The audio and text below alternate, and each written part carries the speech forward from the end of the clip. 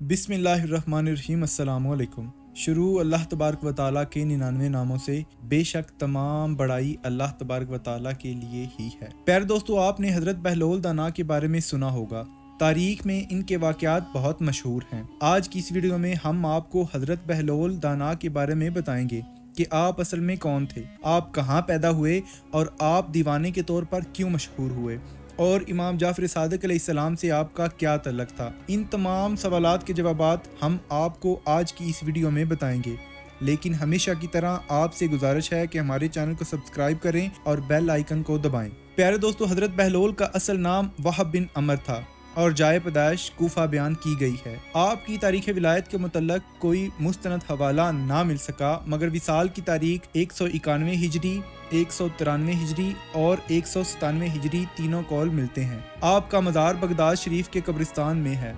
कम ही लोग इनके असल नाम से वाकिफ होंगे। हज़रत बहलोल की दनाई और अक्लमंदी का अंदाज़ा आप इस बात से लगा सकते हैं कि वो हज़रत इमाम जाफ़र सादिक अलैहिस्सलाम के शागिर्दों में से थे और उन्होंने हज़रत इमाम मूसा काज़म अलैहिस्सलाम का ज़माना भी देखा हुआ था और इनसे इल्म का नूर भी समेटा।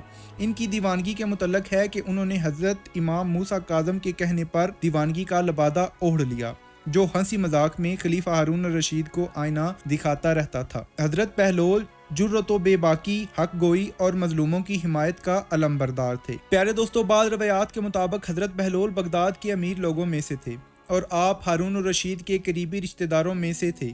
जब हारून रशीद ने अपने दरबार के मुत्तकी और परहेजगारों से हज़रत इमाम मूसा काज़म के कत्ल का फतवा तलब किया, चूँकि हज़रत बहलोल भी इन लोगों में शामिल थे और इनकार के नताइज से खूब वाकिफ थे, इसलिए उन्होंने हज़रत मूसा काज़म अलैहिस्सलाम से रहनुमाई की दरख्वास्त की। तो हालात ज़माना के पेश नज़र हज़रत इमाम मूसा काज़म ने उनके सवाल का जवाब सिर्फ एक हरफ जीम की सूरत में बयान किया, जिससे बहलोल पर जुनून के मानी मुनकशिफ हुए। वक्त और हालात के तकाज़ों को समझते हुए आपने दीवानगी इख्तियार कर ली।